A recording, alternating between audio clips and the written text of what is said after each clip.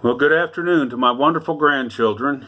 It's Sunday, April 26th, 2020, and we're in the middle of this quarantine thing and where we can't really get out as much as we'd like to, but they talk like it's going to come to an end pretty soon, within a few months, and get back to some semblance of normalcy.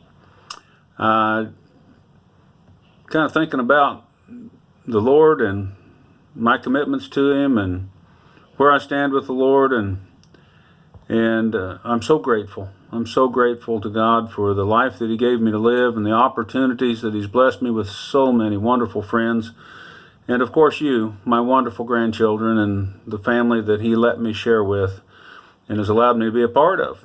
And I'm very happy and very grateful for so many things. And I just want to honor Him with my life and do the things that are pleasing in His sight. And so I hope that you find that relationship with Jesus too, and that you are able to recognize the love that God has for each one of you. Well, we've been reading the storybook, The Little House in the Big Woods.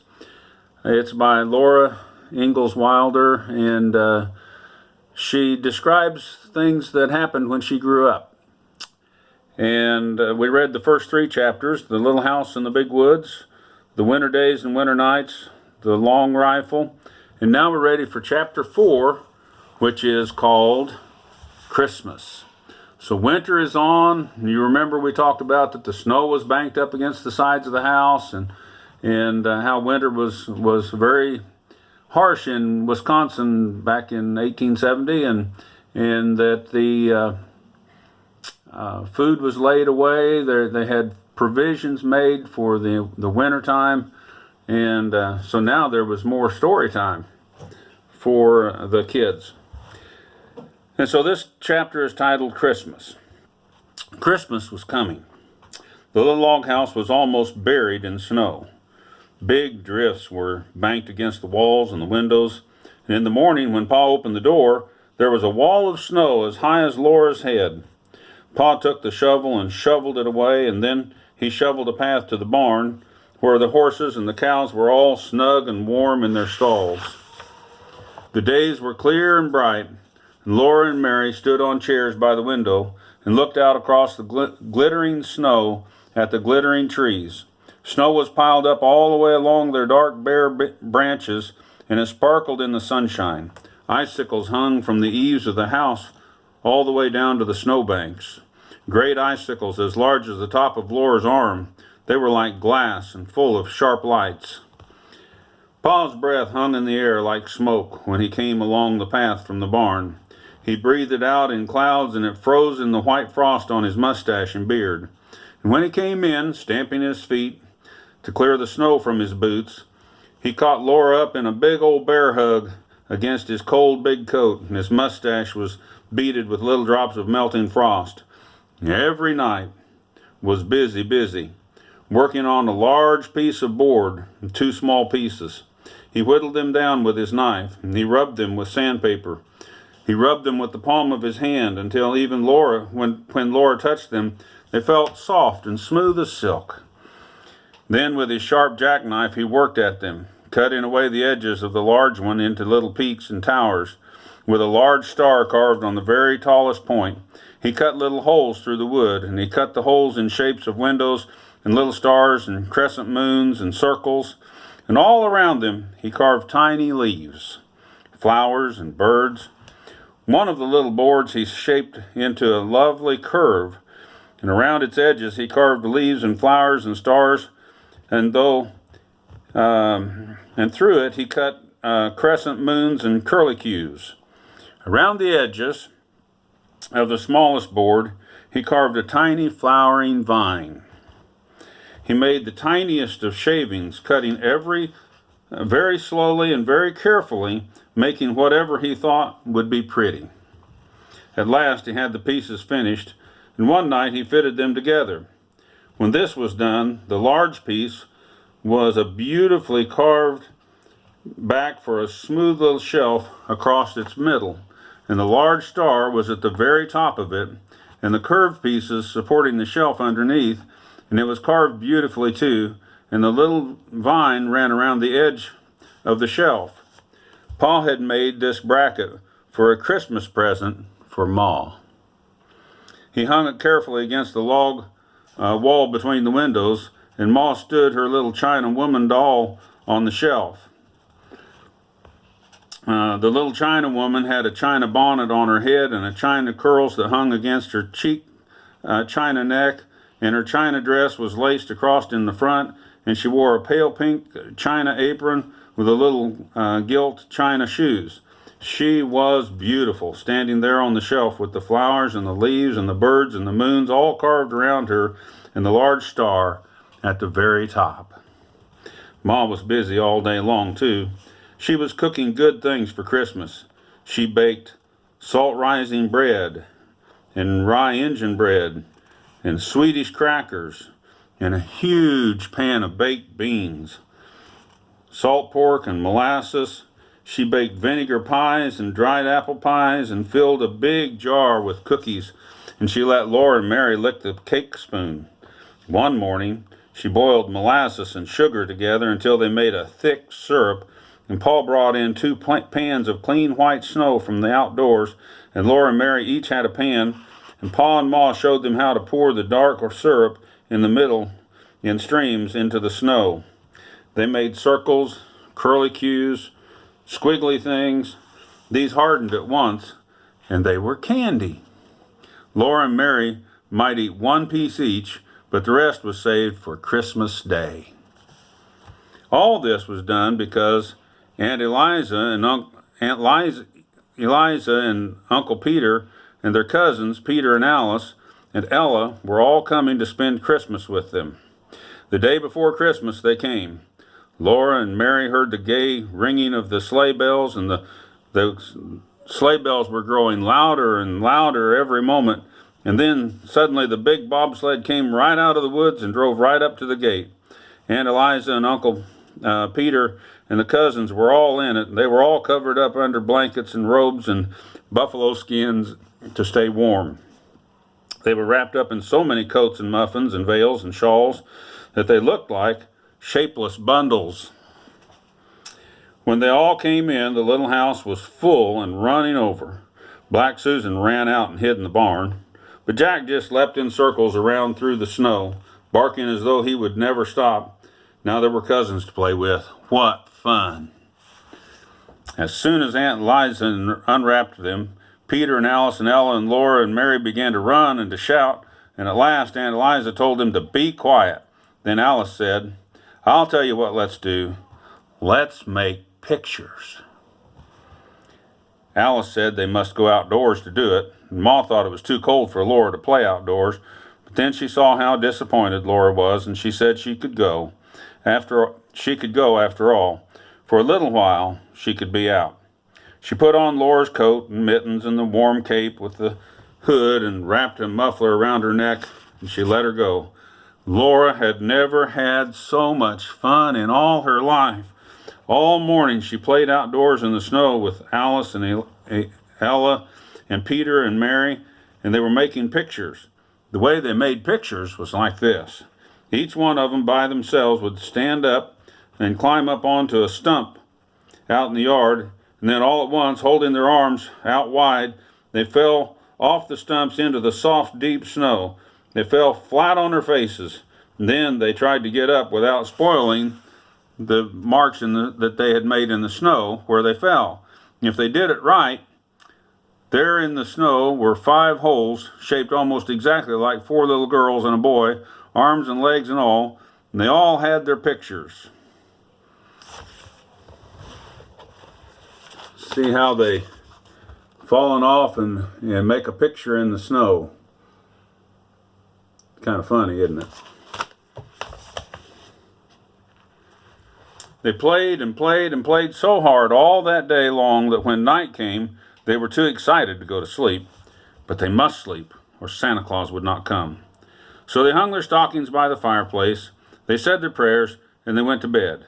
Alice and Ella and Mary and Laura all in one big bed on the floor, and Peter had the trundle bed, and Aunt Eliza and Uncle Peter were going to sleep in the big bed And another bed was made up in the attic floor for Ma and Pa.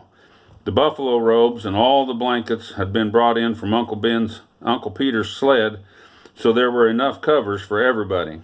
Ma and Pa and Aunt Eliza and Uncle Peter sat by the fire talking, and just as Laura was drifting off to sleep, she heard Uncle Peter say, "Eliza had a narrow squeak the other day when I was away at Lake City. You know Prince, that big dog of mine." Laura was wide awake now, listening. She always liked to hear about dogs, and she lay still as a mouse and looked at the firelight flickering on the log walls and listened to Uncle Peter's story.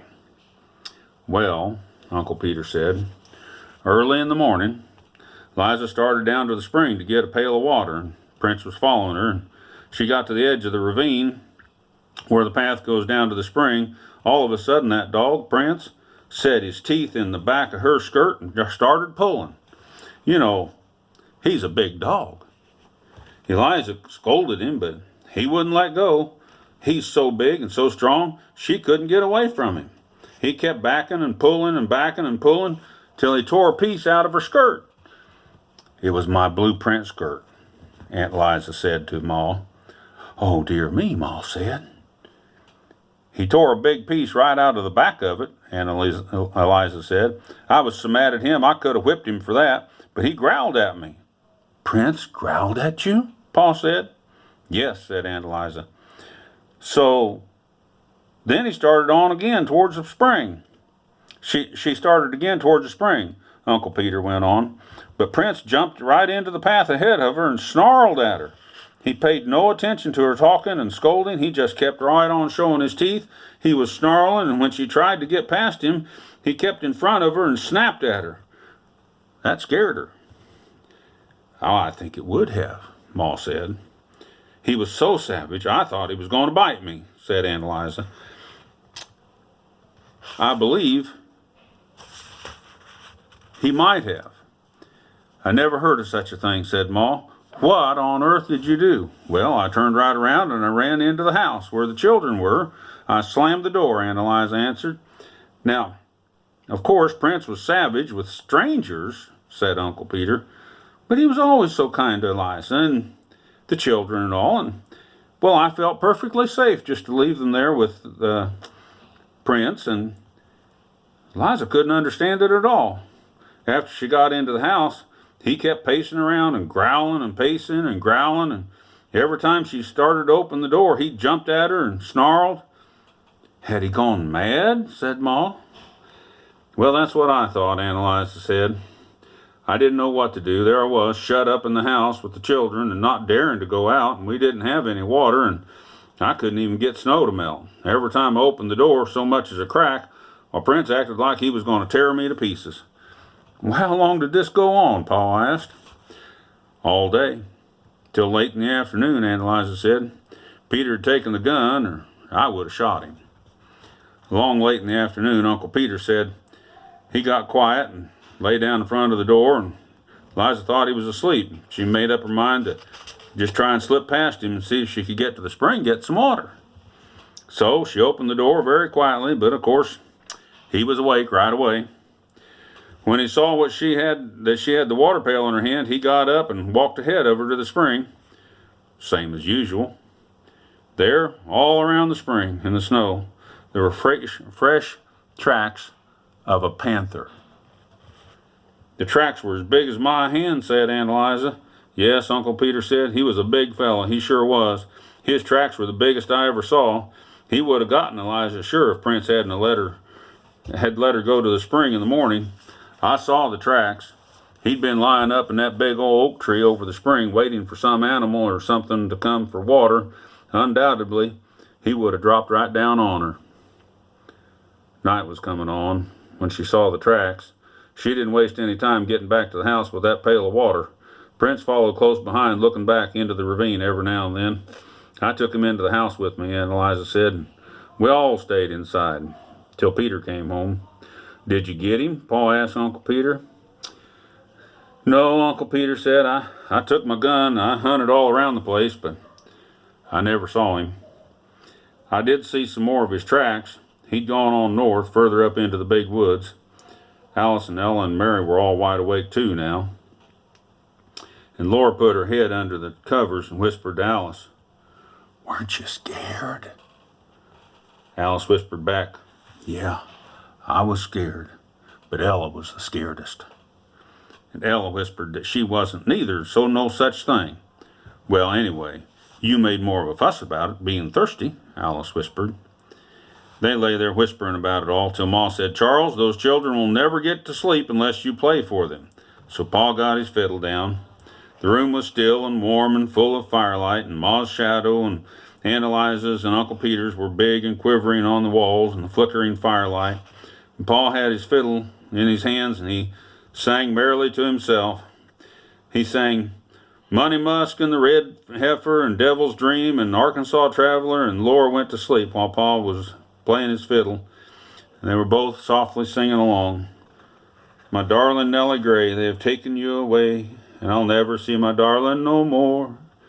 In the morning, they all woke up almost at the same time, and they looked out at their stockings, and something was in them. Santa Claus had been there, and Alice and Ella and Laura in their red flannel nightgowns, and Peter in his red flannel nightshirt, all ran shouting to see what Santa had brought. In each stocking, there was a pair of bright red mittens. There was a long flat stick of red and white striped peppermint candy, all beautifully notched along each side. They were all so happy they could hardly speak at first, and then they just looked with shining eyes at those lovely Christmas presents. But Laura was the happiest one of all, because Laura had a rag doll. She was beautiful. She had a face of white cloth and black button eyes, and a black pencil had made her eyebrows, and her cheeks and her mouth were red, and red with the ink made from pokeberries, and her hair was black yarn that had been knit and raveled, and it was so curly. And she had little red flannel stockings and little black cloth gaiters for shoes, and her dress was pretty pink and blue calico. She was so beautiful, Laura could hardly say a word. She just held on tight. She forgot about everything else. She did not know what everyone was looking at her for until Aunt Eliza said, "Did you ever see such big eyes?" The other girls were not jealous because Laura had mittens and candy and a doll, because Laura was the littlest girl except for baby Carrie, and Aunt Eliza's little baby Dolly Varden, and the babies were too small for dolls, and they were so small they did not even know about Santa Claus. They just put their fingers in their mouths and wriggled and played because of all the excitement going on around them. Laura sat down on the edge of the bed and held on to her doll, and she loved her red mittens, and she loved the candy, but she loved that doll best of all, and she named her doll Charlotte. Here's a picture of the family together with Laura standing there in the middle with the doll.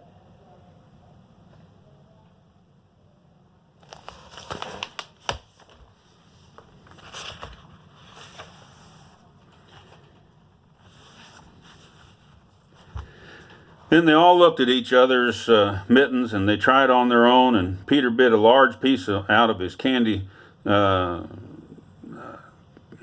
stick, but Alice and Ella and Mary and Laura licked on theirs to make it last a little longer.